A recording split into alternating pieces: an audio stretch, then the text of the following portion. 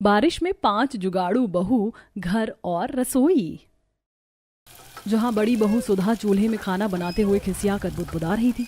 मुश्किल से मचान पर से 7-8 तोड़ी टूट कर निकली हैं। ये भी बनने के बाद गलकर इतनी थोड़ी हो गई कि इतनी से तरकारी में 12-13 जनों को कैसे खिलाएंगे। गुंजा, चावल धो दिया हो तो जल्दी से ले आओ। जेठानी जी, अभी चावल नहीं धुला, इतनी देर से चंपाकल चला रही हूँ, लेकिन अभी तक अंदर से काई जैसा जमा जमा पानी निकल रहा है।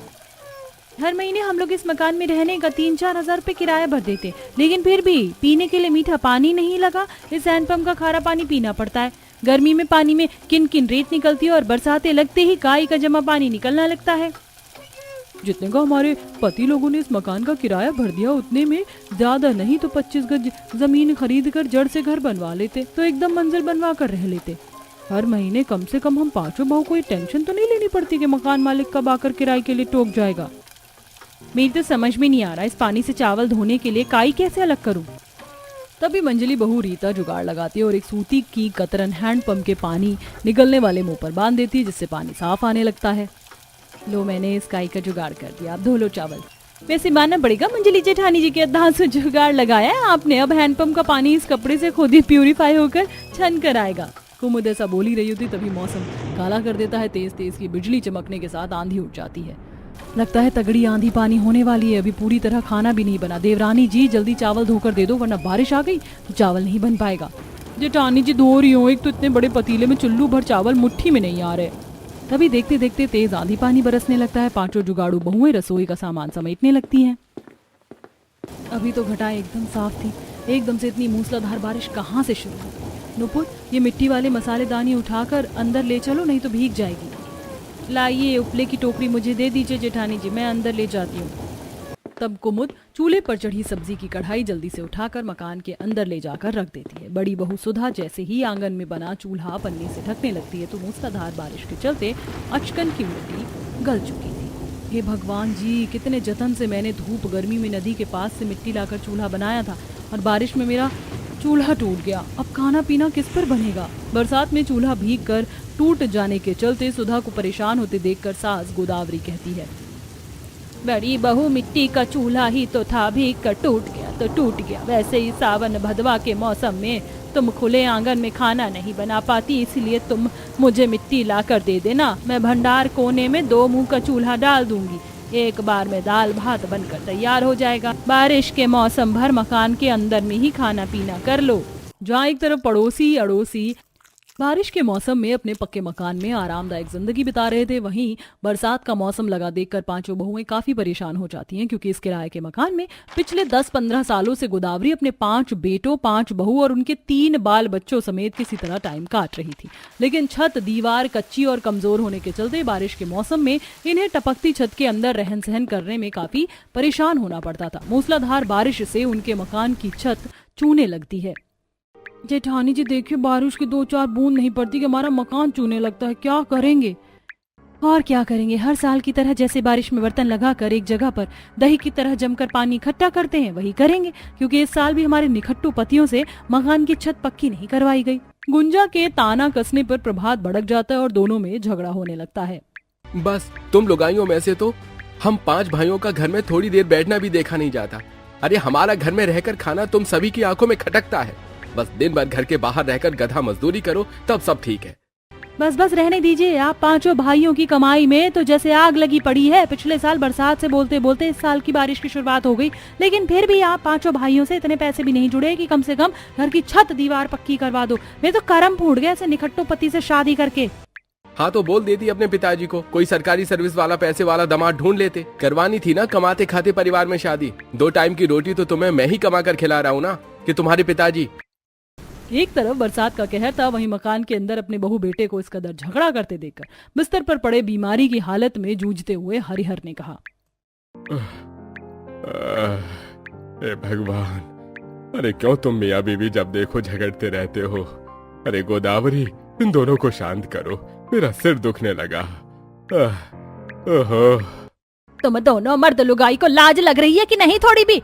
यहाँ तुम्हारे ससुर ने खटिया पकड़ रखा है और तुम दोनों झगड़ रहे हो। प्रभात, गुंजा, गरम मिजाज से मसले का निवारण नहीं निकलता।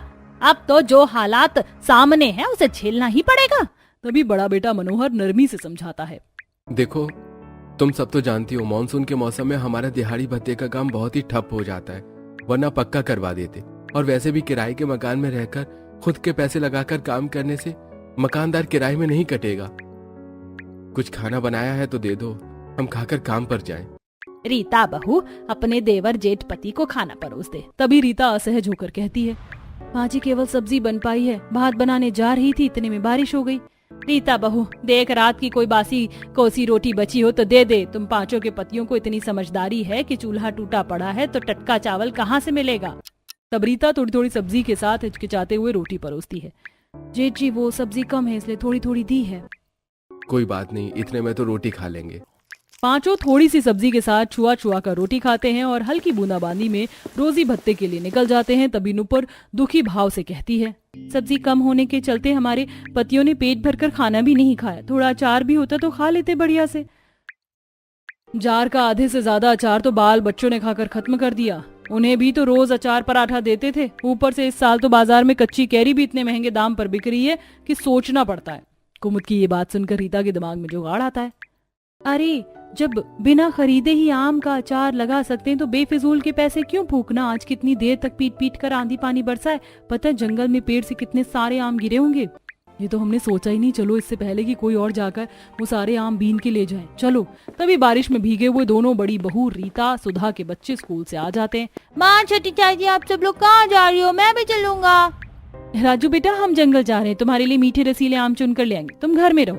थोड़ी देर में पांचों बहुएं जंगल पहुंच जाती हैं, जहां ठंडी ठंडी हवा चल रही थी और शाखाओं पत्तों पर जमी बूंदें गिर रही थी। जमीन पर बहुतायत के आम पेड़ से टूट कर गिरे थे, जिसे देखकर पांचों जुगाड़ू बहू खुश होकर जल्दी जल्दी चुनने लगती हैं। जरा देखो ये शहरी दशहरी कच्चे आम कितने बड़े हैं, पता है बाकी मालदे और लंगड़े आम की तुलना में इसमें काफी गूदा होता है और इसका अचार भी अच्छा लगता है और काफी समय तक टिकता है। वैसे कुछ देर की बारिश से मौसम के वातावरण में कितनी ठंडक आ गई है और पेड़ पौधों ने भी नहा लिया। तभी जंगल के बीच बनी मड़ई में से बूढ़ी दुलारी बाहर आती है। अब आई हो तुम बहुएं, मैं कब से तुम्हारी बाट जो रही थी। कैसी हो दुलारी दादी, तबीयत तो ठीक है? हाँ मैं तो एकदम चंगी वाली हूँ। पेड़ पौधों की शुद्ध ताजी हवा शरीर में लगती है, जंगल से ही फल चुनकर भरण पोषण कर लेती हूँ। वैसे दुलारी दादी आपको इतने घने जंगल में अकेले रहने में जंगली जीव जंतु का जोखिम नहीं लगता? रीता बहू इस जग में जानवरों से वफादार तो इंसान भी नहीं होता। एक कुत्ते को भी अगर तुम 2 टुक रोटी डाल दोगी ना तो इतनी भी खाकर संतुष्ट हो जाता है, तुम्हारे घर के बाहर बैठकर पहरेदारी भी करेगा। ये तो है दुलारी अम्मा, हम पांचों भी जंगल में जब आते हैं तो काफी सुकून ठंडक मिलता है, दिल करता है यहीं पर बसावट कर लें, किराए की भी भारी चिंता सर से उतरे। तब नुपुर नदी के किनारे हरे साग निकले हुए देखती है। सुधा दीदी, रीता दीदी, वो देखिए बरसाते लगते ही नदी में साग पनप गया है। पर नुपुर साग तो सर्दी के मौसम में होता है, बारिश में कौन सा साग पात होता है? मेरे देखने में तो खरपतवार लग रहा है। गुंजा जीजी मुझे भी साग की अच्छे से परख है, ये लाल चौलाई का साग है, बाजार में बहुत महंगा बिकता है, मैं खोट कर ले आती हूँ। नुपुर नदी के अंदर उतरकर उस लाल लाल चौलाई साग को खोटने लगती है। तभी उसके पैरों के नीचे काफी सारे पत्थरों का आभास होता है। लगता है इस नदी में घोंगे और सीप भी हैं। नुपुर देखो मौसम खराब हो रहा है, जल्दी से आ जाओ।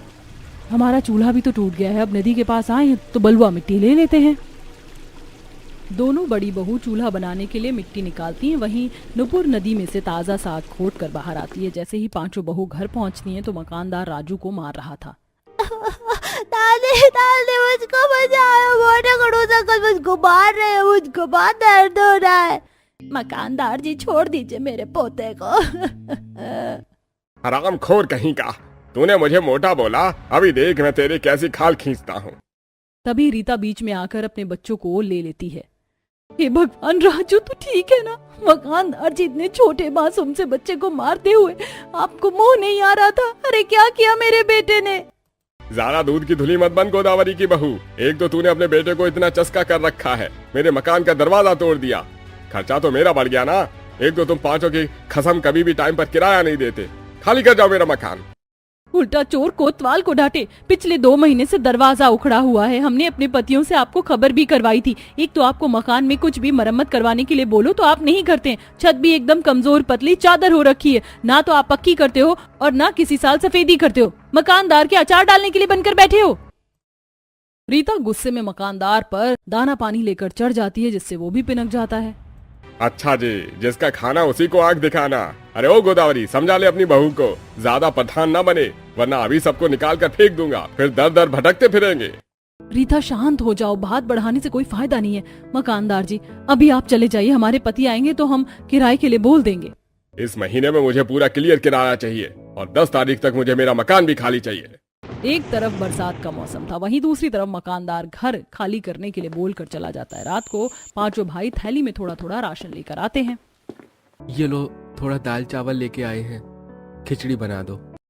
आज भी आप पांचों भाई की इतनी आमदनी नहीं हुई कि सब्जी ले आए, बस छुच्छे दाल चावल उठा कर ले आते हैं, बच्चे खाते भी नहीं है।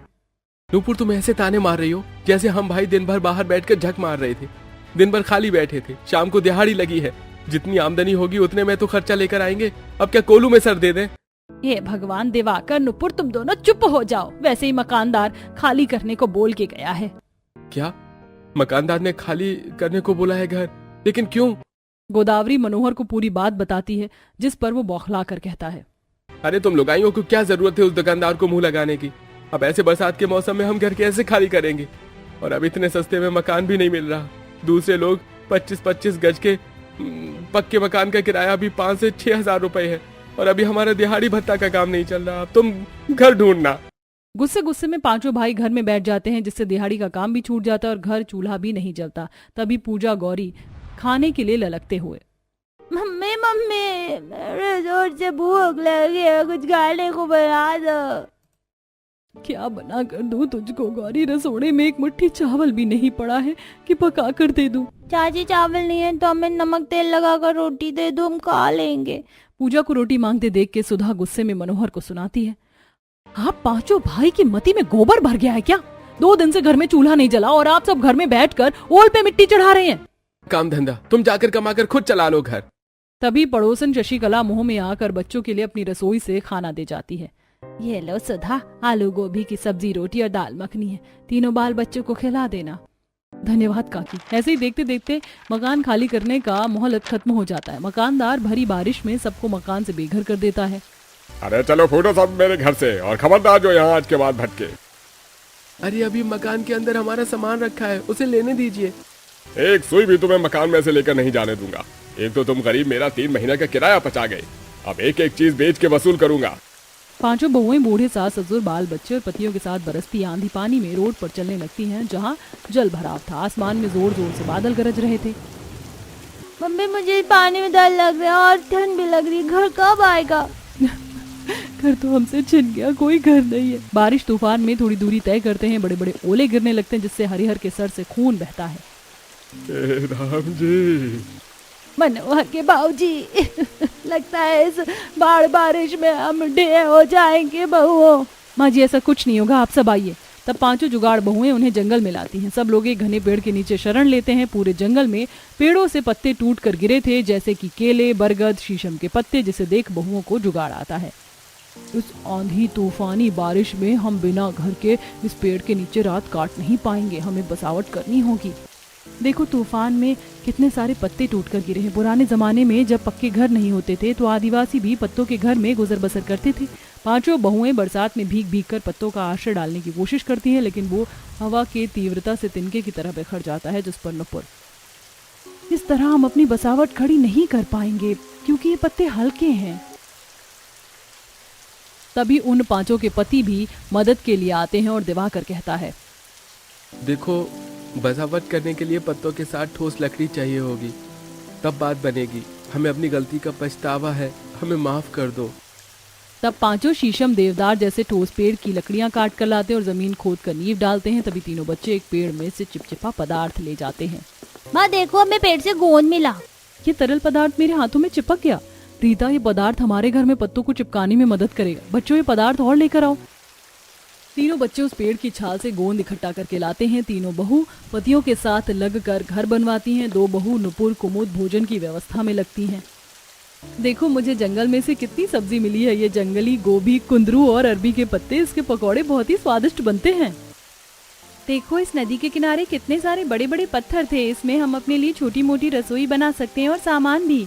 तब दोनों पत्थर लकड़ी से जुगाड़ू रसोई बनाती हैं। और उसकी छत को खजूर, केले के पत्ते और नारियल के पत्ते से टिकाऊ मजबूत करती हैं और ईंट पत्थर से जुगाड़ू चूल्हा बना लेती हैं। किसी तरह हमने इस पत्थर से जुगाड़ू चूल्हा तो बना दिया, लेकिन पकाने और परोसने के लिए हमें बर्तन की आवश्यकता लगेगी। और इतनी भीषण बारिश में तो इस जंगल में सूखी मिट्टी मिलना भी असंभव है, जो हम मिट्टी के बर्तन ही बना ले। कुमुद नुपुर ऐसा सोचकर बर्तनों की तलाश में आगे निकलती हैं, जहां उन्हें फलदायी महुआ का पेड़ दिखता है, जिस पर से सफेद मोती जैसे महुआ पूरे जंगल में चू कर गिर रहे थे, जिसे देखकर कुमुद प्रसन्न हो जाती है। मुझे तो पता ही नहीं था कि जंगल में महुआ का पेड़ है। अब तो हमारे खाने का जुगाड़ हो गया। पता है, महुआ की रोटी बहुत स्वादिष्ट बनती है। वो देखो कुमुद, इस बरगद के पत्ते कितने चौड़े हैं। गांव देहात में शादी विवाह में इसके पत्तल बनते हैं। हम इससे बर्तन बना सकते हैं। नुपुर उस बरगद की डाली से खूब सारे पत्ते तोड़कर अपनी बसावट में वापस आती है और खाना रखने के लिए बड़े बड़े बर्तन पत्तल बनाती है। वहीं दुलारी उन्हें जरूरत के लिए 1-2 मिट्टी की हांडी दे जाती है। ये लो बहू, ये मिट्टी की पतूकी ले लो, इसी में पका लेना। बहुत बहुत धन्यवाद दुलारी दादी, आपने हमारी समस्या हल कर दी। चलो अरबी के पकौड़े बनाते हैं। मगर बिना तेल के पकौड़े कैसे बनाएंगे? तभी सुधा जंगल के थोड़ी आगे अरंडी के पेड़ देखती है, जिसमें फल लगे हुए थे, जिन्हें देखकर उसको जुगाड़पन सूझता है और वो उन फल पत्तों को तोड़ कर ले आती है। जेठानी जी, आप इन कटीले फलों का क्या करोगी? रीता, इसके अंदर अरंडी के बीज होते हैं, जिसको पेड़ने से तेल निकलता है। ये सुनकर रीता आश्चर्यचकित होती है। तब उन फलों में से बीज निकालकर सुधा उसे कूट कर तेल निकालती है। वहीं जंगल से ही उन्हें कच्चा हल्दी का पेड़ भी मिल जाता है और नदी में से नमक, जिससे वो स्वादिष्ट पकौड़े बनाकर परोसती हैं। वाह, ये अरबी के पत्ते के पकौड़े तो कितने करारे, खस्ता और स्वादिष्ट लग रहे हैं। खाने में पेट भर गया। सच में मनोहर भैया, और इस जंगल के ठंडे ठंडे वातावरण में बसावट करके खाने का अनुभव कितना खास है ना। ये लीजिए और पकौड़े खाइए, गरम गरम स्वादिष्ट लगेंगे। सुधा, हमको माफ कर दो। हमारी लापरवाही के चलते हम आज घर से बेघर हो गए। ये तो तुम पांचों के जुगाड़ की वजह से हम इस जंगल में बसावट कर पाए, वरना बेघर बिना छत के बारिश में भटक रहे होते। अब हम पांचों भाई मेहनत से कमाएंगे। अगले दिन तड़के सुबह सुबह पांचों जीविका उपार्जन करने में लग जाते हैं। तीनों भाई लकड़ी की कटाई करते हैं और 2 नदी में से मछली निकालते हैं। वैसे बरसात से इस नदी के पानी का जलस्तर काफी बढ़ गया है। रोहू, मांगुर, बड़ी बड़ी मछली हाथ में पकड़ में आ रही हैं। हमने भी लकड़ी काट ली है, चलो अब बाजार चलते हैं। तब पांचों बाजार में जाकर मछली और लकड़ी बेचते हैं और नदी की ताजी मछली होने के चलते ग्राहकों में महंगे रेट में भी खरीदने की लूटमार मच जाती है, जिससे मछली बेचकर उनकी अच्छी आमदनी होती है। वहीं पांचों जुगाड़ू बहुएं भी जंगल के परती भूभाग में जमी काई को साफ सुथरा करके बरसाती मौसमी सब्जियां, साग जैसे कि चौलाई, भुट्टे की बुआई लगा देती हैं। थोड़े समय में उसमें से फसल फूट पड़ती है, जिससे अब पांचों रसोई में बनाने के लिए ताजी सब्जियों का इस्तेमाल करती हैं और पांचों बहू बारिश में जुगाड़ू घर रसोई में सुलभता से रहन सहन करने लगती हैं।